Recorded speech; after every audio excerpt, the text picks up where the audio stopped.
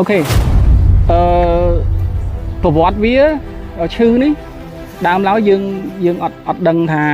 วิชื่อโดยสาไอ้เด้อันใดหนึ่งนี้đây vì ọt đọ tập bị ấy thế vì nơi tua đấy vì chấm rìu đấy còn tay men tên tới nơi hàng khổ ní tập vì ọt ai cho lừa này bị ai xa dù chẳng này chẳng là nó vì chi cả ta mũi đáy để thừa ở nhìn chừng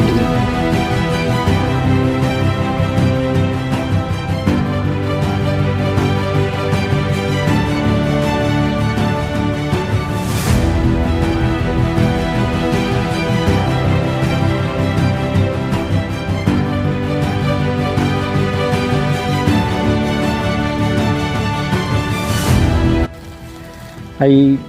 cả na tật nơi đọ này nâng chớn vì thừa ở dương vì chập đàm miền Pành Hà rư hay từ miền Pành Hà rư bị ảnh thừa đàm những cô miền Pành Hà này chẳng vì chư được bốn việc tu máu những khơi nhưng vì xa tam kiên ngay chẳng này thì dương có ọt đằng đấy cả nắng mấy màu ông đá dương đàm ở miền Ban từ riêng từ sâu đây cái mưa anh xua nòm được chơi cho tới hai cả đàm nó có mình trăm tới đây những đàm nước nông của lục nông ấy chẳng hay tầm rõ mặt phơi ban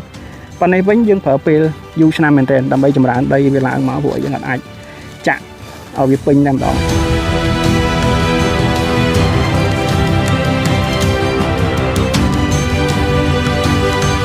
ចកាទាំងមូលជាទូទៅគឺដាំអញ្ចឹងអស់យើងធ្វើកាពេងធ្វើអីព្រោះ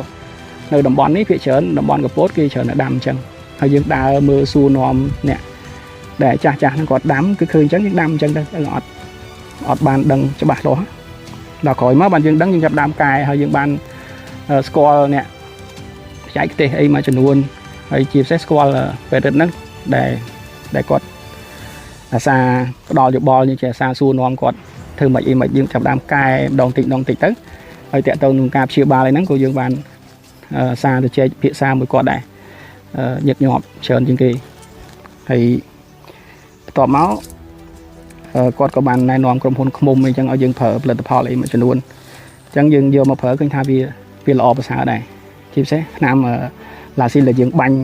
នៅលើគល់ហ្នឹងនៅលើដើមលើលបូអីហ្នឹងឃើញថាវាគ្រាន់បើវាល្អដែរយើងបាញ់ញឹកទៅឃើញថាវាចាប់ដើមដុះសាច់នេះឡើងមកវិញណាអញ្ចឹងវាដុះសាច់មកនេះវាមានថាវាចាប់ដើមល្អមកវិញហើយអញ្ចឹងរំពឹងថាមួយឆ្នាំពីរឆ្នាំនេះទៀតគឺក៏យ៉ាងយូរ3ឆ្នាំទៀតវាអាចនឹងដុះមកពេញមុំទាំឡើងវិញហើយអញ្ចឹងដើមភាគច្រើនសឹងថា 70-80% ជាការខ្ញុំអ្នកជួបបញ្ហាហ្នឹងតែឥឡូវវាចាប់ដើមជាសះមកវិញប្រហែលជាខ្ទង់ 70-80% ថា 90% នៅដើមខ្លះដែលវានៅសាមតិចអញ្ចឹងយើងនៅបន្តព្យាបាលវារហូតអាហ្នឹងយើងអត់ទុកចោលបានទេណាយើងត្រូវមើលវារហូតបាញ់វារហូតថែវារហូតតែកាលណាយើងភ្លេចខ្លួនអាហ្នឹងវាអាចព្រោះវាអត់ជាដាច់ទេនេះវាអាចកើតមកវិញនៅពេលណាដែលអាកាសធាតុអត់ស្រួលដីសើមច្រើនភ្លៀងច្រើនអីហ្នឹងអាហ្នឹងវាអាចមកវិញអូខេខ្ញុំមានតែប៉ុណ្្នឹងអរគុណច្រើន